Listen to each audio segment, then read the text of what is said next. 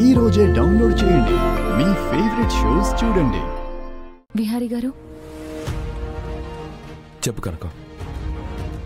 Silk cooperative board elections వస్తున్నాయి కదా, nomination file చేయాలి. అంతా ప్రిపేర్ చేశాను. నామినేషన్ అప్పుడు సైన్ చేసి సబ్మిట్ చేయడమే విహారీ గారు.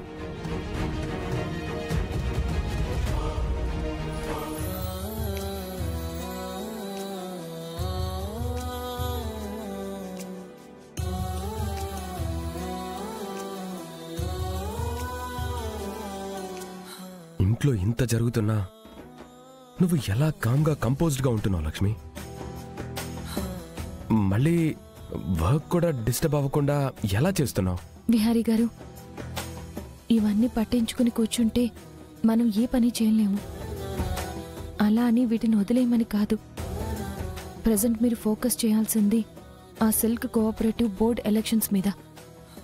ఈ ప్రకాష్ గురించి, అలాగే మిగిలిన ప్రాబ్లమ్స్ గురించి మనం ఈ ఎలక్షన్స్ అయిపోయాక ఫోకస్ చేద్దాం. ఎందుకంటే ఇదేదో మీరు ఆ రత్నం బాబుతో ఛాలెంజ్ చేశారని చెప్పట్లేదు. మీరు గెలవడం వల్ల కొన్ని వేల మంది చేనేత కార్మికుల జీవితాల్లో మార్పు వస్తుంది. అనేక మందికి ఉపాధి దొరుకుతుంది. మీరు మంచి కోసం శపథం చేశారు. ఆ మంచి గెలవాలంటే మీరు డీవియేట్ అవ్వకూడదు విహారీ గారు. Lakshmi, I'm so sorry. అదేంటి విహారీ గారు, మీరు నాకు సారీ చెప్పడం ఏంటి?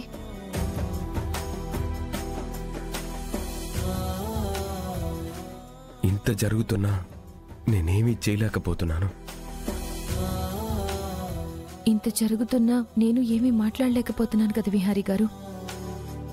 మన చేతుల్లో ఏమీ లేని దానికి మనం బాధ్యతలు ఎలా అవుతాం?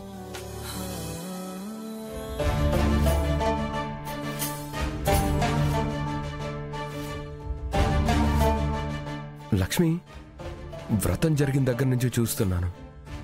నీలో నువ్వే ఏదో మదన పడుతున్నట్టు, నా దగ్గర ఏదో దాస్తున్నట్టు అనిపిస్తోంది.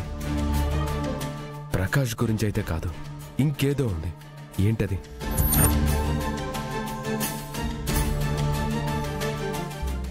ఏం లేదు విహారీ గారు. లక్ష్మి, నువ్వు ఎప్పుడు ఎలా ఉంటావో, దేనికి ఎలా స్పందిస్తావో నాకు బాగా తెలుసు.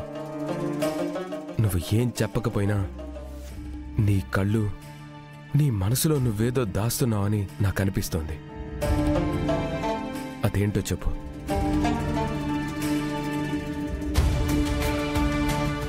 ఏంటమ్మా ఇవి? నీకు విహారికి ఏ బంధమైతే ఉందని మీరు అనుకుంటున్నారో ఆ బంధం త్వరలోనే ముగిసిపోవాలి.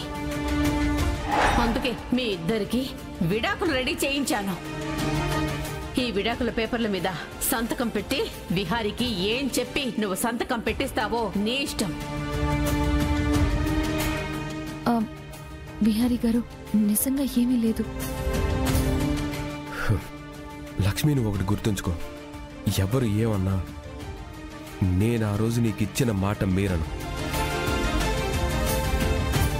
అలానే నీ చేతిని వదలను.